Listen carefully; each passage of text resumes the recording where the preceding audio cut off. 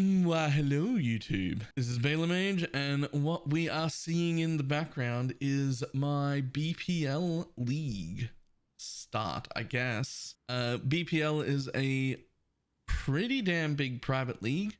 The, I guess, premise of the league is like a team-based competition, almost a race. You gather points for a bunch of different things. There are a bunch of restrictions placed on you. For this one, I had very limited classes to pick between, and I couldn't choose between playing like an explosive arrow champion or like a speedy raider of some sort. So I decided to just combine the two and go in almost blind, and ended up playing a self-attack explosive arrow hit-based raider, and it went surprisingly well. Explosive arrow, it turns out, doesn't have to just be ignite. It can also be a proper hit-based. So this is a hit-based Trinity setup for explosive arrow, and it went just surprisingly well on somewhat limited gear. It's only a 4-day event. I only got to play this character for 3 days, so it is not incredibly well geared. We are on 1 6-link when we want to. We do have a +3 bow, but it is a very, very basic +3 bow. There's nothing special about it. In fact, a 6-link Tempest would have given us more damage, but we only had a 5-link Tempest or the +3 6-linked bow, so it won. So this has actually been really fun and really speedy. Running around with 8 frenzy charges in like a league start scenario with Dark Rays on is actually really strong. Very fun to play. This character is spell suppression capped, or just a tiny bit under spell suppression capped, and has something in the vicinity of 80,000 armor while in combat. A little bit less in my hideout because frenzy charges do end up giving us a bunch of armor. We did end up midway through the 3rd day dropping our own crystallized omniscience. Hope I said that right. So we did change into a omniscience build for this, although that only happened for like the very last part, like the second half of the last day. And with the limited gear set and limited amount of money that I had, it did get better going omniscience, but only just a tiny bit. This was perfectly fine when it wasn't omniscience even before that. This is honestly, as far as I'm concerned, this is league start viable, and you get to play the very, very powerful now explosive arrow, except you get to play it self-cast instead of totems, which is much more fun and probably a little bit weaker overall, but speedier and more fun. So I quite enjoyed it. Let's jump in game and have a look at the character. All right. So this is the character when I was done. As you can see, I have no stats because in the last day I changed over to the omniscience, omnicrom. I don't know how that's said. But yeah, as you can see, pretty basic gear. Most of it was just crafted with some fossils, just slap fossils, stat fossils on until you get a 2nd stat and then call it a day. None of it is particularly great. We do have the Hiram's Ire, which is great because again, we are a hit-based build. So we want to add flat damage to everything. This is not an ignite build, although it does have some ignite DPS. We ended up with Hiram's Bite as our quiver because we did manage to double corrupt one, and it just got some extra flat, which is great.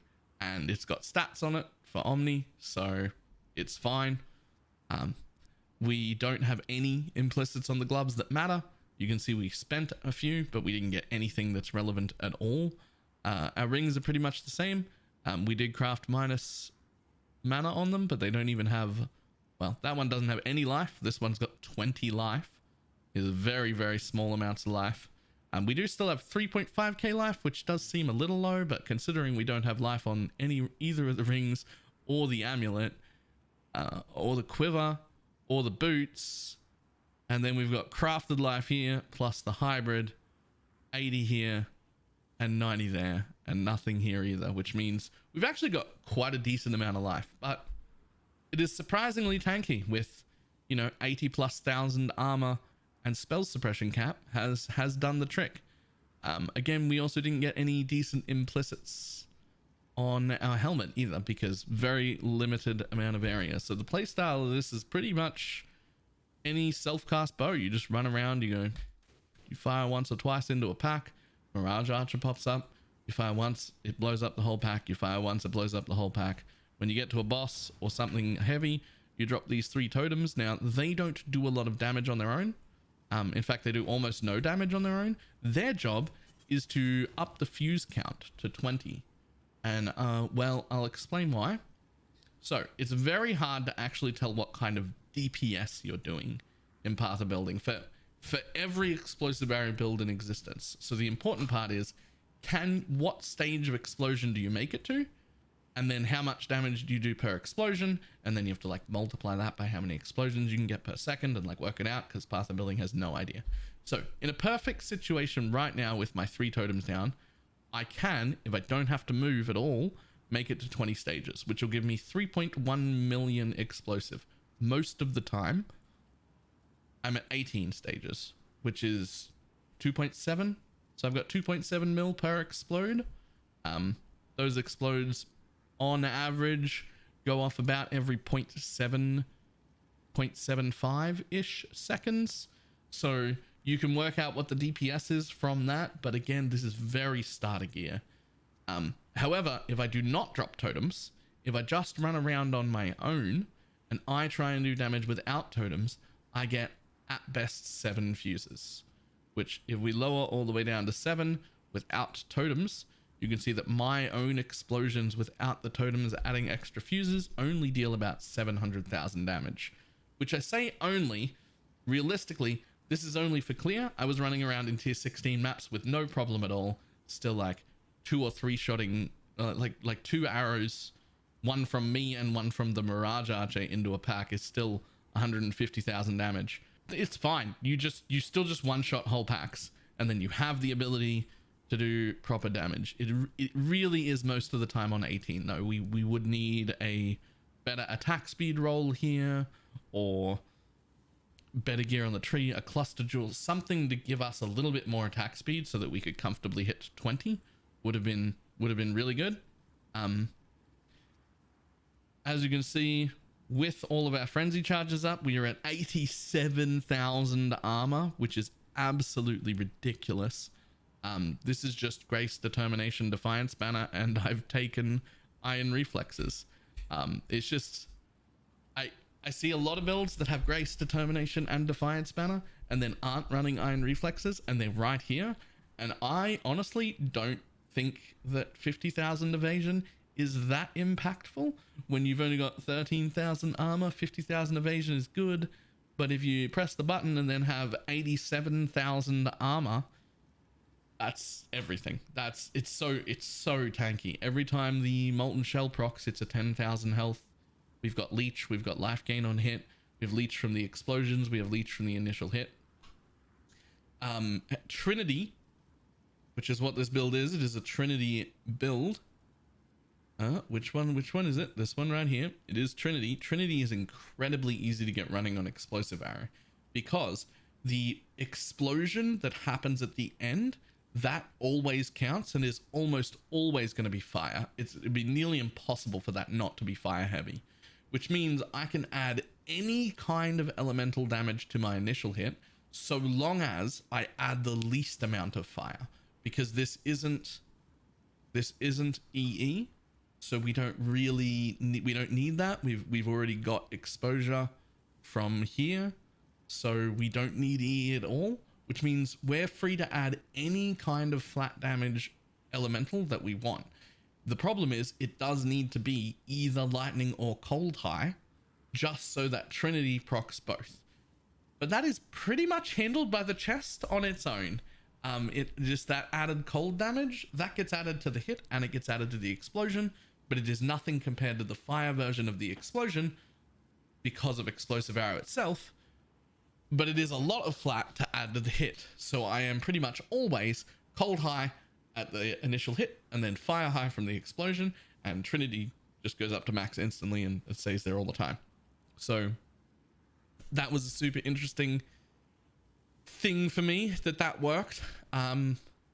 yeah, this has been a very fun build to play. This is my favorite BPL build. I would be very interested in finding out what happens to a build like this when you bring it over to trade and just say spend 10x on it and get like somewhat decent gear.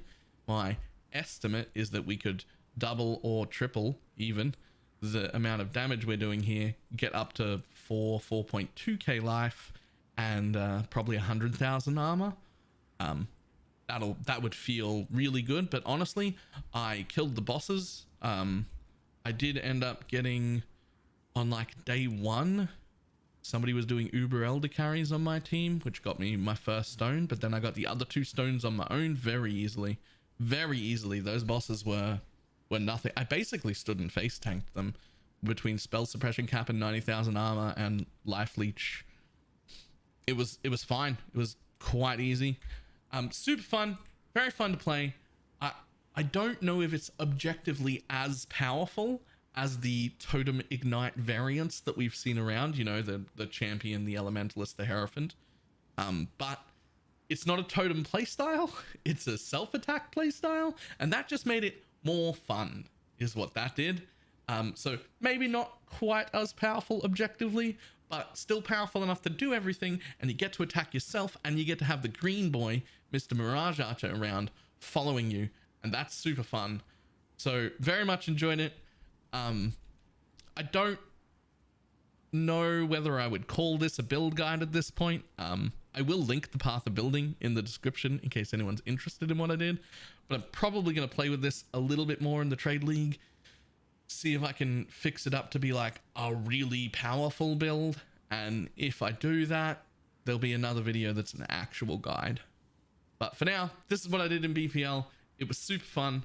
If you're looking for something to screw around with and you have very little money, this was done basically free. These +3 and crafted attack speed bows are like 1x on trade, and the Hiram's Ayers are basically free. It's not even 6 linked. The Omnis, I actually don't even know how much they're worth, but that's probably the only thing that would matter. The rest can just be random essence spams with stats just to get a little bit of stats for it. It's fine. But yeah, it's been great, super fun. All right, that's it for this one, and I will see everybody later. Goodbye.